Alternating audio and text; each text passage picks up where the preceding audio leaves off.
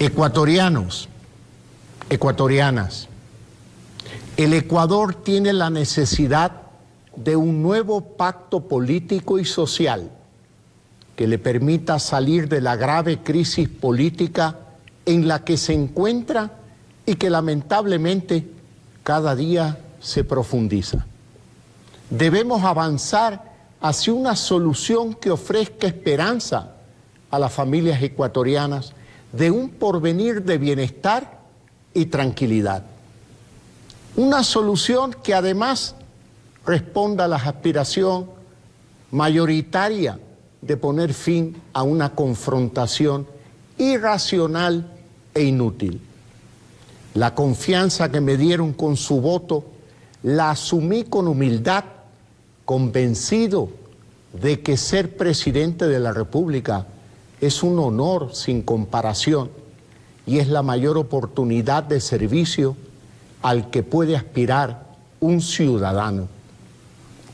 Desde el primer día de mi gobierno he ejercido con responsabilidad el poder que me confirieron, entendiendo sus derechos como los fines y los límites que todo mandatario debe cumplir.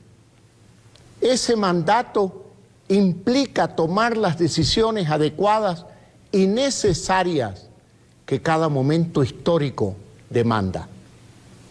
Hoy es un día en el que tengo la obligación de dar una respuesta a la crisis política que tiene entrampado al Ecuador. Escuchando a ustedes, a los mandantes, a los ciudadanos que son los reales depositarios del poder. Ciudadanas, ciudadanos, ante ustedes comparezco para decirles que no es posible avanzar, resolver los problemas de las familias ecuatorianas, enfrentar los profundos desafíos a los que nos somete la inseguridad y el terrorismo, con una asamblea que tiene como proyecto político la desestabilización del gobierno, de la democracia y del Estado. Desde el inicio de mi gestión, en 4 ocasiones, un sector de la política nacional ha intentado deponer al gobierno democráticamente elegido. En junio del 2022, cuando recién el país empezaba a salir del encierro que provocó la pandemia por el COVID-19, sectores violentos paralizaron el Ecuador durante 18 días. Esta paralización fue el pretexto para que la oposición en la Asamblea Nacional intentara la destitución del presidente de la República bajo el argumento de conmoción interna. La protesta violenta y la Asamblea se juntaron para poner en jaque la democracia ecuatoriana. Millones de dólares en pérdidas para la economía y una grave herida a la institucionalidad. Como no les alcanzaron los votos para destituirme, procuraron que el Consejo Nacional Electoral les entregara los formularios para recoger firmas, porque al entender de estos sectores políticos, yo no había cumplido con mi plan de gobierno con el que gané las elecciones presidenciales. Resulta inaceptable que se pretenda que un gobierno cumpla con su agenda de desarrollo planificada para 4 años en apenas 12 meses. Este proyecto desestabilizador subió de nivel con el bloqueo de las iniciativas legislativas presentadas por el Ejecutivo. Las propuestas para impulsar el desarrollo de oportunidades, para atraer inversión internacional y para garantizar la educación superior de miles de jóvenes ecuatorianos están archivadas.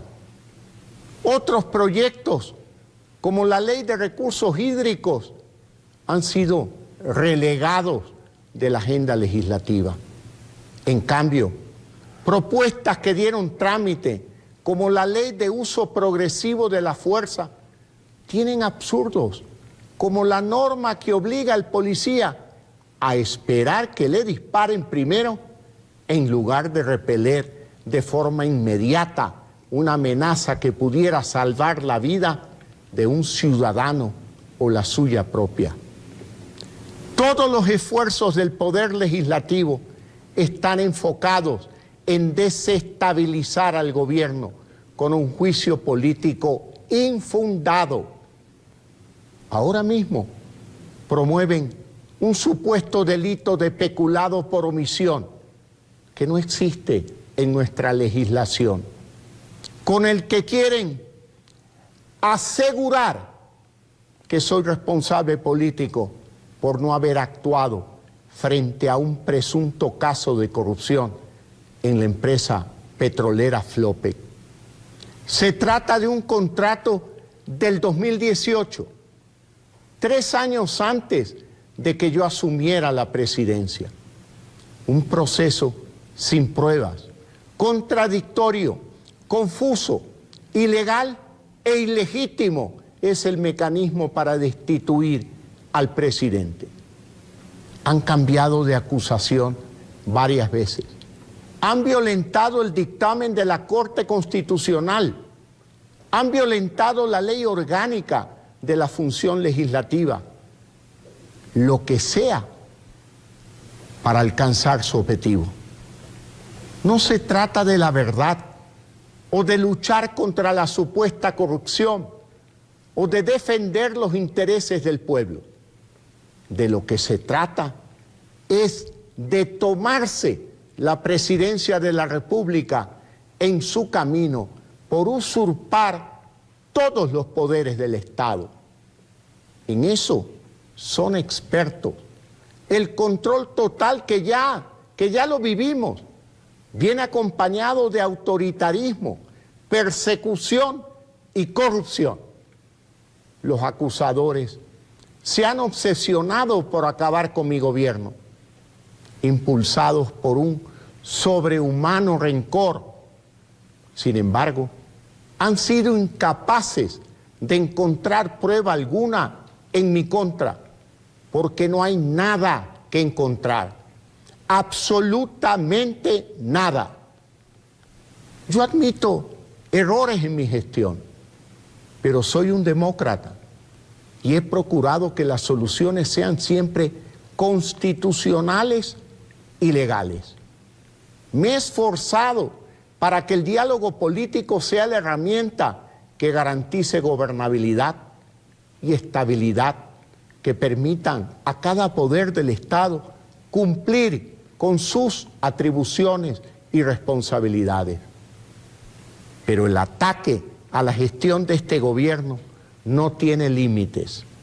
Los ministros del Interior, Defensa, Salud, Inclusión Social, entre otros, han recibido más de 1.300 pedidos de información y han sido llamados a comparecer en más de 300 ocasiones en 2 años de gobierno. Hay ministros que han tenido en un solo día hasta 5 comparecencias. Han activado 14 juicios políticos para generar inestabilidad en el gabinete y entorpecer el trabajo del gobierno. Es inaceptable que gran parte del tiempo de los ministros y sus equipos esté dedicado a resistir el acoso político de la Asamblea Nacional, en lugar de gestionar la solución de los problemas de las familias ecuatorianas.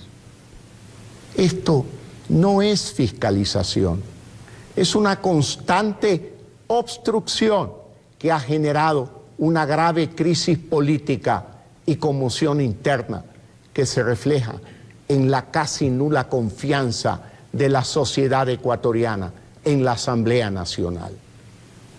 Para dar una salida constitucional al Ecuador, he decidido aplicar el artículo 148 de la Constitución de la República, que me otorga la facultad de disolver la Asamblea Nacional por grave crisis política y conmoción interna, para lo cual he firmado el decreto ejecutivo número 741.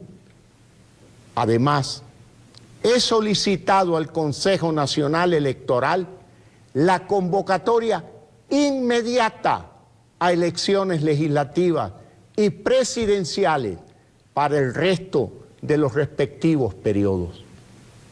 Esta es una decisión democrática, no solo porque es constitucional, sino porque le devuelve al pueblo ecuatoriano, a ustedes, el poder de decidir su futuro en las próximas elecciones. Esta es la mejor decisión posible, que nos abre el camino a recuperar la esperanza, la tranquilidad, y permitirá al gobierno centrar todos sus esfuerzos en atender las necesidades de las familias ecuatorianas. A partir de hoy, sin bloqueos, el gobierno nacional expedirá una serie de decretos ley que cumplirán con el mandato soberanamente expresado por ustedes. He firmado el primer decreto ley de urgencia económica para reducir impuestos, fortalecer la economía de 460,000 familias ecuatorianas y que significará que cerca de 200 millones de dólares regresen a sus hogares. Este decreto ley será remitido a la Corte Constitucional para su dictamen. El Ecuador no se detiene. Los servicios públicos atenderán con normalidad. Las Fuerzas Armadas y la Policía Nacional continúan garantizando seguridad con su labor diaria de enfrentar a la delincuencia y al terrorismo. El sector privado tiene todas las garantías para desarrollar sus actividades y seguir contribuyendo al crecimiento y desarrollo del país. Este es un nuevo momento para el optimismo. Construyamos juntos un futuro mejor para el Ecuador. Por último, invocando una vez más las palabras del presidente Jaime Roldós, termino este mensaje. Mi poder en la Constitución y mi corazón en el pueblo ecuatoriano. Que Dios nos bendiga a todos. Muchas gracias.